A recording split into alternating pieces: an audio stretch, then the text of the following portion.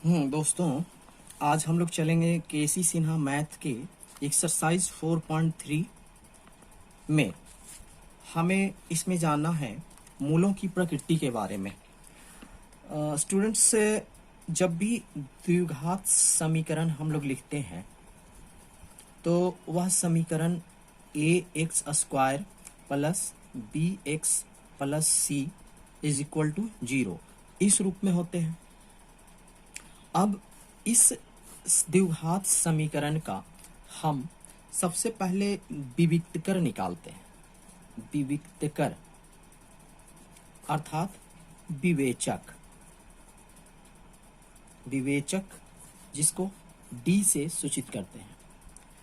D निकालने का formula है बी स्क्वायर माइनस 4ac। हम विवेचक निकालेंगे किसी भी द्विघात समीकरण का विवेचक। अब जैसे मान लेते हैं कि द्विघात समीकरण 2x square plus 5x plus 1 equal to 0 है। पहले इसमें हमें यह पता करना है a क्या है, b क्या है और c क्या है। तो x स्क्वायर का जो गुणांक होता है 2, उसको a बोला जाता है। x का जो गुणांक होता है उसको b बोलते हैं। और जो अचर पद जिसके साथ ना x ना x स्क्वायर हो वह c कहलाता है। तो 2, 5 और 1। अब हम इसके आधार पर विवेचक d निकाल करके देखते हैं। B square minus 4ac। B square अर्थात 5 का स्क्वायर माइनस 4 इंटू a की जगह पर 2 और c की जगह पर 1। 25, 5 पचे 25 और माइनस 4 दूनी 8, 8 एकम 8। 25 में से 8 गया 17। अब ये d का जो मान आता है इसके आधार पर हम इस द्विघात समीकरण को चेक करते हैं कि यह समीकरण किस के का जो मूल है, समीकरण का मूल जो है वो किस प्रकृति का होगा। समीकरण के मूल 3 तरह के होते हैं। देखिए यहाँ पर आप लोग को ध्यान देना है मूलों की प्रकृति के बारे में। मूलों की प्रकृति हम तभी पता लगा सकते हैं जब हम द्विघात समीकरण का विवेचक निकाल लेंगे। विवेचक का जो मान आएगा उसी के आधार पर हम मूलों की प्रकृति निकालते हैं। अब जैसे d जो है हमारा, d निकालते हैं विवेचक, वो 0 से बड़ा आता है। 0 से बड़ा जब आता है तो मूलों की प्रकृति होगी वास्तविक। वास्तविक होगा और भिन्न होगा। भिन्न मतलब किसी भी द्विघात समीकरण के 2 मूल होते हैं, दोनों मूल अलग अलग। भिन्न का मतलब हो गया दोनों मूल अलग अलग, यानी डिफरेंट डिफरेंट।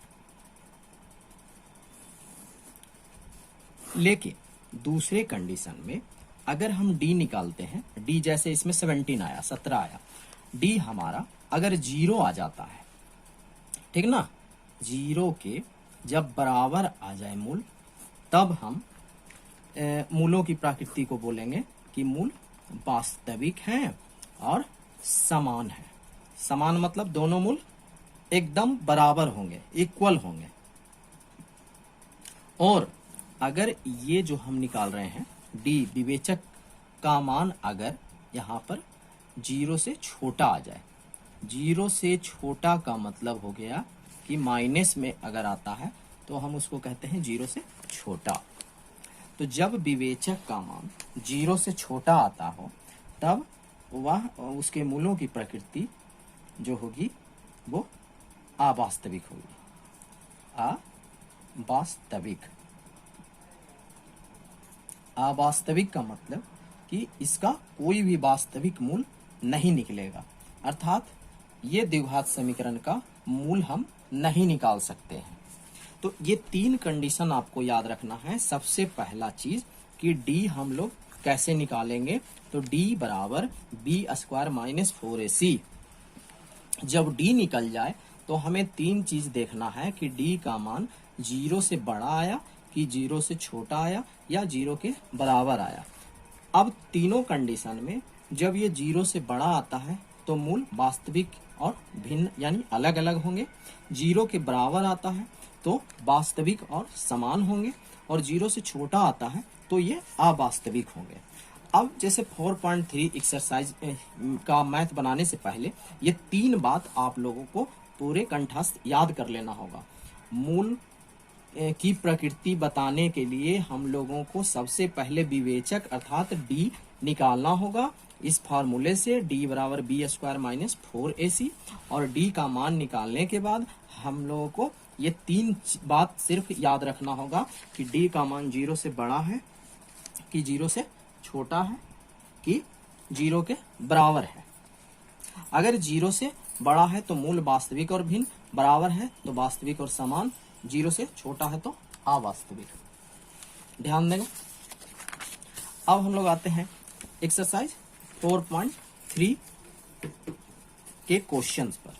तो क्वेश्चन आपका है कि निम्नलिखित द्विघात समीकरणों में से प्रत्येक का विवेचक डी लिखें। तो निम्नलिखित द्विघात समीकरण, पहला समीकरण हम लोग क्वेश्चन लिखते हैं। पहला का पहला x square plus 4x plus 3 equal to 0। अब इसमें हम लोग को ये पहले देखना है a कितना है, b कितना है और c कितना है। तो दोस्तों एक्स स्क्वायर का गुणांक अर्थात एक्स स्क्वायर के पहले कोई संख्या नहीं है। कोई संख्या नहीं का मतलब 1 है, तो a का मान 1, x के पहले x का गुणांक 4, तो b का मान 4 और अचर पद 3 यानी c का मान 3। अब हम लोग विवेचक d, चूंकि इसमें d पूछ रहा है कि विवेचक लिखें, d लिखें। तो d बराबर फॉर्मूला आप लोग को पहले ही हम बता चुके हैं, B square minus 4ac। B square minus 4ac के आधार पर b के जगह पर 4 का स्क्वायर माइनस 4 गुना a के जगह पर 1 और c के जगह पर 3 दे देंगे। गुना करिए, 4 चौके 16 माइनस 4 तिया 12, 16 में से 12 गया 4, ये आंसर हो जाएगा इसका। यानी विवेचक का मान कितना, तो 4। इसी तरह से हम और भी निकाल सकते हैं पहला क्वेश्चन का कोई और, जैसे हम एक और देख लीजिए। एक और आप लोग को बता दें, 4x square plus 5x plus 7 equal to 0। a कितना है, 4 है, b कितना है, 5 है, x का गुणांक और अचर पद c जिसको कहते हैं, c कितना है, 7 है। विवेचक पूछ रहा है d बराबर B square minus 4ac। b के जगह पर कितना, तो b के जगह पर 5 का स्क्वायर लिख देंगे माइनस 4 इंटू a के जगह पर 4 और c के जगह पर 7। गुना कीजिए, 5 पचे 25 माइनस 4 चौ 16 और 16 सत्ते बलोतल से 112। तो 25 में से 112 यानी माइनस में उल्टा घटाइए, 112 में से 25 तो 12 में से 5 गया 7 और बच गया 10 में से 2 गया 8, 87 माइनस में, चूंकि छोटा में से बड़ा को घटा रहे हैं तो माइनस में 87 ये आंसर। सिर्फ इसमें विवेचक पूछ रहा था तो हम लोग विवेचक निकाल देंगे और विवेचक निकाल करके आंसर लिख देंगे। लेकिन जब हम दूसरे क्वेश्चन पर आते हैं, ध्यान देंगे आप लोग। दूसरे में कह रहा है कि जांच करें कि निम्नलिखित द्विघात समीकरणों के मूल वास्तविक हैं या नहीं है। अभी हम आपको पिछले पेज पर बता चुके हैं कि 2 कंडीशन में वास्तविक होते हैं मूल, जब d का मान 0 के बराबर आ जाए या जब d का मान 0 से बड़ा आ जाए। जब 0 से छोटा आएगा d का मान तो मूल वास्तविक नहीं होंगे, मूल वास्तविक नहीं होंगे। तो 2 ही कंडीशन इसमें हम लोग को चेक करना होगा क्वेश्चन नंबर 2 में कि मूल वास्तविक है या नहीं है। वास्तविक है या नहीं ये चेक करने के लिए क्वेश्चन नंबर 2 हम लोग लिख लेते हैं। पहला 7x square plus 8x minus 1 equal to 0। अब देखिए पहले a कितना है 7, b कितना है 8 और c कितना है माइनस 1 है। a b और c तीनों लिखने के बाद हम लोग d निकाल कर देख लें। d बराबर बी स्क्वायर माइनस 4ac। तो b का मान कितना 8 का स्क्वायर माइनस 4 अगुने a के जगह पर 7 और c के जगह पर माइनस 1। तो 8 का स्क्वायर करेंगे कितना आएगा 8 गुने 8 यानी 64 माइनस और माइनस मिलकर ये तो प्लस हो जाएगा, 2 माइनस है यहाँ। गुना कीजिए 7 चौ 28, 64 में से 64 और 28 दोनों प्लस में, तो दोनों को हम लोग जोड़ेंगे। 8 4 12, 6 2 8 1 9, 92, 92। अब आप लोग बताइए 92 जो है वो 0 से बड़ा है या छोटा है? 92 जो है 0 से बड़ा है या छोटा है?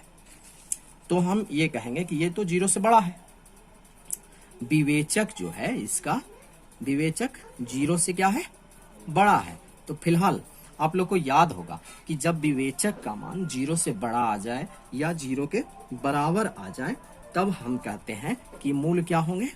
मूल वास्तविक होंगे। अगर यही जो डी हम लोग निकाले, अगर ये 0 से छोटा आ जाता या माइनस में आ जाता, तब हम लोग कहते कि मूल इसका क्या है? वास्तविक नहीं है। जैसे क्वेश्चन नंबर दूसरा का ही हम सेकंड बनाकर देखते हैं क्या आता है ना। देखिए क्वेश्चन नंबर दूसरा का दूसरा, 2x² plus 3x plus 4 equal to 0। Question लिखिए 2x² plus 3x plus 4 equal to 0। A के जगह पर 2, बी के जगह पर 3 और सी के जगह पर 4 है।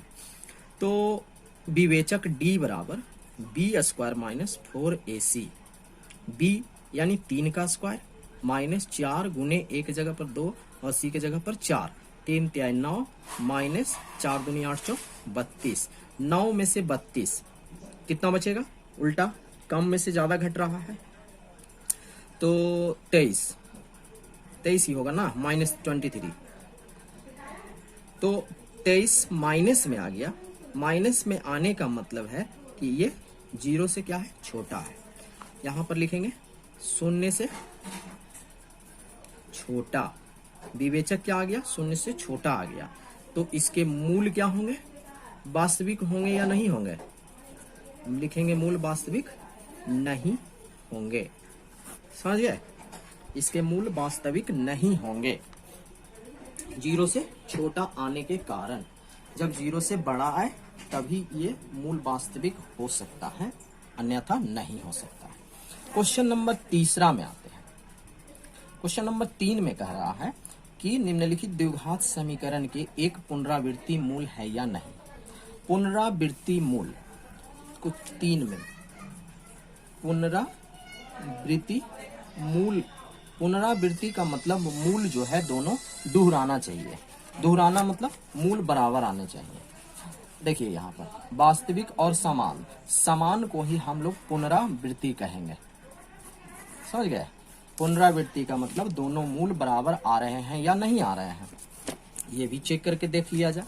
क्वेश्चन नंबर तीसरा का पहला question, 9x² minus 12x plus 4 equal to 0। 9x² minus 12x plus 4 बराबर 0। विवेचक डी निकालने के लिए पहले ए बी सी देख लें। इसमें कितना है? ए बराबर 9, बी बराबर माइनस 12 और सी बराबर 4। चिन्ह के साथ लिया जाएगा। डी बराबर b² माइनस 4ac। तो b के जगह पर क्या लिखेंगे? माइनस 12 का स्क्वायर माइनस 4 गुने ए के जगह पर 9 और सी के जगह पर 4। 12 को 12 से गुना करिए, माइनस 12 को माइनस 12 से, तो माइनस माइनस प्लस और 12 बार है 144 माइनस, अब इसको गुना करिए, 4 4 16, 16 44 से, है ना, 16 44 से, तो 144। तो 144 में से 144 को जब हम घटाते हैं तो कितना बचेगा? 0। अब हम यहां पर देख रहे हैं कि d जो है 0 के बराबर आ रहा है। जब d का मान 0 के बराबर आ जाए तब हम कहेंगे कि मूलों की या मूल की पुनरावृत्ति हो रही है। पुनरावृत्ति है यानी कि मूल इसके दोहरा रहे हैं। समझ गए? एक और देख लीजिए बना करके, तीसरा का दूसरा question, y² minus 6y plus 6 equal to 0। A के जगह पर 1, बी के जगह पर -6 और सी के जगह पर 6। अब देखिए डी निकालते हैं, तो b² माइनस 4ac, बी के जगह पर -6 का स्क्वायर माइनस 4, ए के जगह पर 1 और सी के जगह पर 6 गुना कीजिए। -6 गुने -6 प्लस हो जाएगा और 6 छक्का 36 माइनस 6 चौ 24, 36 में से 24 गया 12, ये 12 जो है क्या आ गया, 0 से बड़ा आ गया, यानी 0 के बराबर नहीं आ रहा। 0 के बराबर नहीं आने का मतलब है कि पुनरावृत्ति मूल नहीं है, पुनरावृत्ति मूल नहीं है।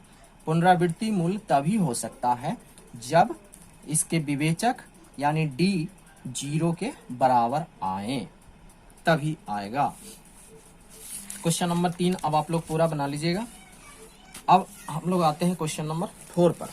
क्वेश्चन नंबर 4 में कह रहा है निम्नलिखित समीकरणों के मूलों की समीक्षा करें, यानी वही चीज मूल के बारे में आपको बताना है कि इसके मूल कैसे होंगे, बस डी निकाल करके आपको चेक करना है। क्वेश्चन नंबर 4, क्वेश्चन नंबर 4 में आपको देखना है कि 4x² + 7x + 2 = 0। क्वेश्चन लिखिए पहले, 4x² + 7x + 2 = 0। अब इसका डी निकालिए, डी बराबर b² - 4ac। बताइए इसमें a b c कितना है, a है 4, b है 7 और c है 2। अब ये इसमें पुट करिए, रखिए b के जगह पर 7, 7 का स्क्वायर माइनस 4 गुने a की जगह पर 4 और c के जगह पर 2, 7 7 49 माइनस 4 4 16, 16 दूनी 32, 49 में से 32 को घटाइए 17, यहाँ पर 17 बच रहा है। तो 17 आने का मतलब है कि d का मान 0 से बड़ा आ गया। और 3 कंडीशन, 3 से ज्यादा आप लोग को याद नहीं रखना है, 0 से बड़ा, 0 के बराबर और 0 से छोटा। तो यहाँ d का मान 0 से बड़ा आने का मतलब कि मूल कैसे होंगे, वास्तविक तो होंगे ही। 2 कंडीशन में तो वास्तविक होता ही है, 0 के बराबर और 0 से बड़ा, लेकिन वास्तविक के साथ साथ वास्तविक तथा असमान। असमान मतलब कि बराबर नहीं। अगर ये d का मान 0 आ जाता तो लिखते मूल वास्तविक और समान। d का मान 0 से छोटा आ जाता तो लिखते मूल वास्तविक नहीं। मात्र 3 चीजें आप लोग को याद रखना है, 3 से ज्यादा नहीं। क्वेश्चन नंबर 5 पर आइए। क्वेश्चन नंबर 5 में कह रहा है बिना हल किए पता करें कि निम्नलिखित समीकरणों के वास्तविक मूल हैं या नहीं। बस डी निकाल करके आप लोगों को चेक कर लेना है। 5 का क्वेश्चन नंबर, पहला भी इसी तरह, दूसरा भी इसी तरह। चलिए हम दूसरा इसमें लिख लेते हैं, कहिएगा कि बटा में है दिया हुआ। y² - 2/3 y + 1/9 = 0। a के जगह पर y² का गुणांक कुछ नहीं, यानी कुछ नहीं मतलब 1, b यानी y का गुणांक कितना -2/3 और c बराबर कितना, तो 1/9। अब देखिए d निकालिए, b² - 4ac, b के स्थान पर -2/3 का स्क्वायर -4 गुने a के जगह पर कितना 1 गुने c के जगह पर 1/9 गुना कीजिए, माइनस माइनस प्लस हो जाएगा 2 बार में स्क्वायर करने पर। और ये कितना, 2 दूनी 4, 3 को 3 से तो 9 माइनस 4 गुने 1 गुने 1 कीजिए तो कितना आएगा 4, नीचे कितना 9, 4/9 में से 4/9 को घटाइए 0। फिर वही चीज d 0 आया। d 0 आने का मतलब क्या हम लिख देंगे, याद है आपको कि जब इसके विवेचक का मान 0 के बराबर आता है तो वास्तविक तो होगा ही, वास्तविक के साथ साथ क्या होगा, वास्तविक तथा समान। ठीक ना, वास्तविक और समान। ऊपर में देखिए 0 से बड़ा आया था तो लिखे थे वास्तविक और असमान। अगर 0 से छोटा आ जाता तो सीधे लिख देते वास्तविक नहीं, समान असमान लिखने का कोई जरूरत ही नहीं। छठा क्वेश्चन, क्वेश्चन नंबर 6 में आप लोग देख सकते हैं, कह रहा है बिना मूल ज्ञात किए हुए प्रत्येक समीकरण के मूलों की प्रकृति की विवेचना करें। वही चीज है क्वेश्चन नंबर 6 में कि मूल बताना है कि मूल जो है इसके वास्तविक हैं, समान हैं, अवास्तविक हैं, क्या हैं। तो क्वेश्चन नंबर 6 को पहले लिखिए कॉपी पर, 2x² - 6x + 3 = 0। 2x² minus 6x plus 3 equal to 0। अब देखिए ए के जगह पर 2, बी के जगह पर -6 और सी के जगह पर 3। डी निकालिए, b² माइनस 4ac, तो b के जगह पर कितना -6 का स्क्वायर -4, a के जगह पर 2 और c के जगह पर कितना 3। -6 को 2 बार गुना कीजिए, -6 गुने -6 36 माइनस कितना 4 दूनी 8, 8 तिया 24, 36 में से 24 गया, कितना बचेगा 12। छठा क्वेश्चन 12। अब आप बताइए कि 0 से बड़ा, 0 के बराबर या 0 से छोटा क्या है। तो 0 से बड़ा, डी का जो वैल्यू आ रहा है यहाँ पर 0 से बड़ा आ रहा है। तो 0 से बड़ा आने का मतलब क्या कि मूल कैसे होंगे, इसके मूल वास्तविक तो होंगे ही।